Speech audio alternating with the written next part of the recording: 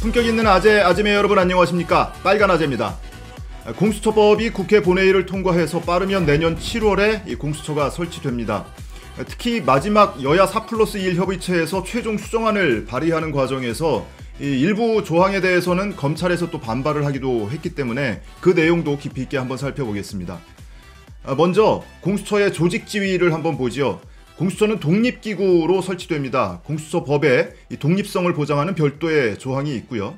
그리고 특히 이 대통령과 비서실 공무원은 공수처 사무에 관해서 일절 보고받거나 지시하는 게 금지됩니다. 이것을 정치적 독립성을 보장하기 위해서 추가된 조항인데 공수처법 2조 3항에 보면 대통령과 대통령 비서실의 공무원은 수사처의 사무에 관하여 업무 보고나 자료 제출 요구, 지시, 의견 제시, 협의, 그 밖에 직무 수행에 관여하는 일체의 행위를 하여서는 아니 된다. 이렇게 대통령과 대통령 비서실의 공수처 관여를 일절 금지를 시켜놨습니다.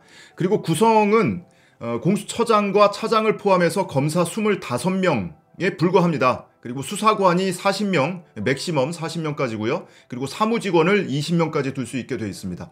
이 검사 25명이라는 게 어느 정도 규모냐면 지금 검찰청에 지방검찰청이 있고 그 산하에 지청이 있잖아요. 예를 들면 대전지검, 천안지청, 수원지검, 여주지청 이런 식으로 지청이 있는데 그 한 개 지청급에 불과합니다.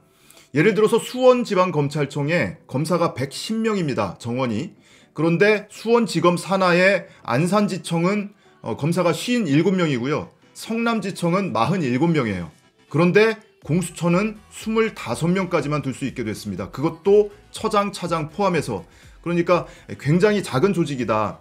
검찰청의 검사가 정원이 2292명입니다. 그렇게 따지고 보면 90분의 1 정도밖에 안 돼요. 100분의 1 가까이 아주 작은 규모에 불과합니다. 그리고 공수처에 기소권을 주느냐 마느냐를 가지고 한참 논란을 벌였는데 이 공수처를 부정적으로 바라보는 시선에서는 이런 지적이 있어 왔어요.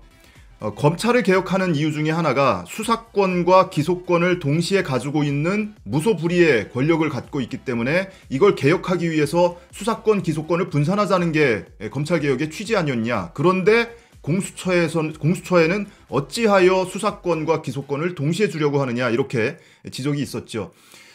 그런데 기본적으로 얘기를 하면 기소권은 여전히 검찰이 갖고 있습니다. 공수처에서 갖고 있는 기소권은 일부에 불과해요. 공수처가 수사할 수 있는 대상은 7,000명이 넘는데 그중에 공수처가 직접 기소할 수 있는 대상은 법조계 3가지 분야입니다. 검사, 판사, 경찰. 이 3가지 법조계 인사에 대해서만 공수처가 기소권을 갖고 나머지는 그대로 다 검찰이 기소권을 행사를 합니다.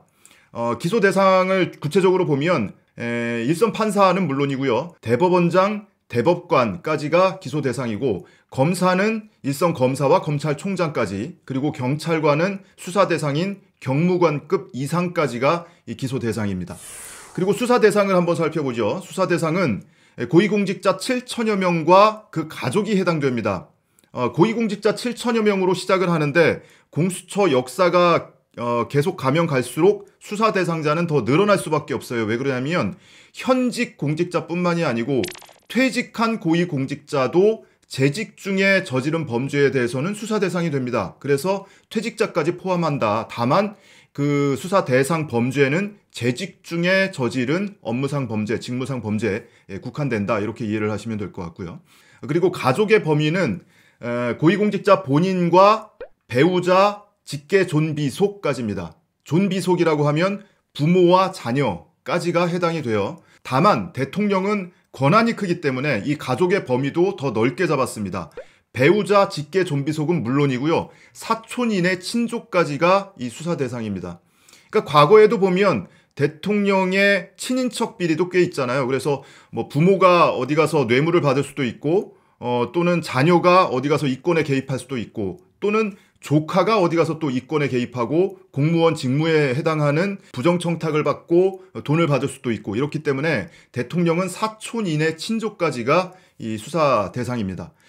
그리고 그 밖에 수사 대상으로는 대통령, 국무총리, 국회의원, 판사, 검사, 처음에 뭐 국회의원을 넣네 마네 뭐 이런 거 가지고 논란이 있었는데 그건 초기에 논란이었고요.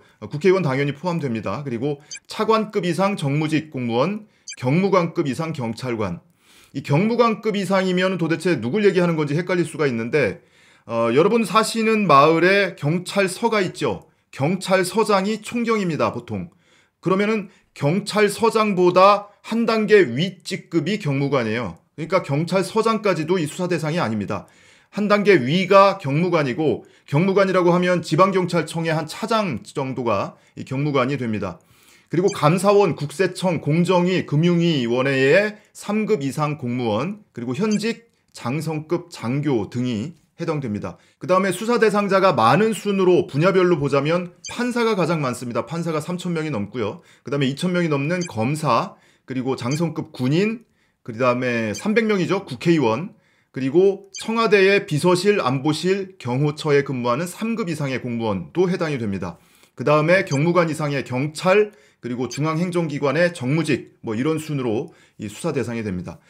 그리고 수사를 할 수 있는 대상 범죄는 공무원 직무와 관련된 범죄에 국한됩니다. 직무유기, 직권남용, 피의사실 공표, 검찰의 경우는 이제 피의사실 공표도 해당이 되죠. 그리고 그 밖에 직무 관련 공문서 범죄, 그리고 횡령, 배임, 알선수재 이런 부패 범죄가 해당이 되고, 그리고 변호사법 위반이라든지 정치자금법 위반, 국정원법 위반 이런 범죄도 수사 대상 범죄에 포함됩니다. 그리고 처장을 임명하는 절차를 두고도 좀 논란이 있었는데요. 최종 통과된 안은 공수처장 후보 추천위원회에서 2명을 추천을 합니다. 그러면 대통령이 그 중에 1명을 지명을 하고 국회가 인사청문회를 거쳐서 인사청문회를 거친 마지막 후보자에 대해서 대통령이 임명장을 수여하는 이런 순서로 임명이 됩니다. 여기서 가장 중요한 것 중에 하나가 이제 처장 후보 추천위원회인데, 처장 후보 추천위원회를 어떻게 구성하는지를 보면 여당에서 2명을 추천하고 야당에서 2명을 추천합니다. 그리고 법무부 장관, 법원행정처장, 대한변협회장이 각각 1명씩을 추천해서 총 7명으로 구성을 하는데, 이 처장 후보 2명을 복수안을 추천을 하는 의결 기준은 이 후보 추천위원회 7명 중에 6명 이상이 찬성을 해야 이 후보를 추천할 수 있습니다. 그렇기 때문에 야당 추천위원이 2명이라고 했잖아요. 그러니까 야당 추천위원이 반대를 하면 후보자 자격조차 얻을 수가 없습니다. 그래서 정치적으로 여야 어느 한쪽에 치우치지 않게 이렇게 견제장치를 마련해뒀다, 이렇게 이해를 하시면 될 것 같고요. 그리고 사건이 중복될 경우에 이것도 이제 최종 수정안에 이 내용이 추가되면서 검찰이 이것 때문에 반발을 하고 논란이 있었는데요. 이 내용은 어떻게 된 거냐면 당초 안에 검찰이나 경찰이 수사하고 있는 사건을 공수처가 이첩을 요구하면 검찰이나 경찰이 그 사건을 공수처로 이첩을 하게 돼 있었습니다. 그러다 보니까 검찰이나 경찰에서는 아니 우리가 사건 수사를 다 해놨는데 마무리 단계에서 공수처에서 사건 낚아채갈 수도 있는 거 아니냐, 이건 부당하다라는 읍소가 나왔던 거고요. 여기에 대해서 대안으로 마련한 것이, 그러면 사건 초기에, 수사 초기에 이 사건이 어디서 진행되고 있다는 걸 알려주면 이것을 공수처가 이첩을 할지 말지를 결정을 하겠다는 겁니다. 그러니까 다시 말하면 공수처도 수사하고 검찰도 수사하고 서로 간에 뭘 수사하라고 하고 있는지를 모르면 이 피의자 입장에서는 양쪽에 다 가서 수사를 받아야 하고 피의자 인권도 훼손되고 중복 수사 우려도 있고 이렇잖아요. 그래서 사건 초기에 교통정리를 하겠다는 거죠. 그래, 이거는 검찰이 계속 수사하세요? 아니면은 이거는 우리가 가져다가 공수처에서 수사하는 게 적합합니다 하면 공수처에서 이첩을 받아가서 수사를 할 수 있게 사건 초기에 가름말을 타주겠다는 겁니다. 그래서 다른 수사기관이 고위공직자 범죄를 인지한 경우에는 공수처에 통보를 하게 돼 있고, 그러면 공수처장이 이거를 이첩을 받아갈지 말지를 빨리 결정을 내려주도록 돼 있습니다.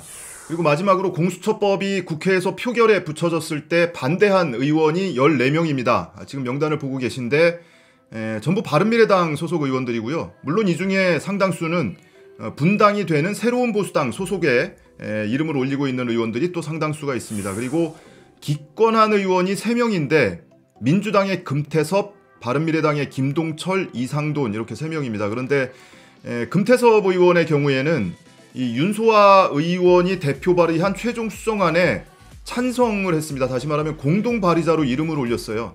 그런데 이 본회의 표결에서는 기권을 했다. 이거를 어떻게 해석을 해야 될지 모르겠습니다. 공수처는 공포 후 6개월 이후에 시행이 되도록 되어 있습니다. 다시 말하면 1월에 공포를 하면 빠르면 7월 초에 공수처가 설치될 수 있습니다. 자, 오늘 영상은 이렇게 공수처 법 내용에 대해서만 구체적으로 상세히 설명을 드리는 것으로 마치겠습니다. 고맙습니다.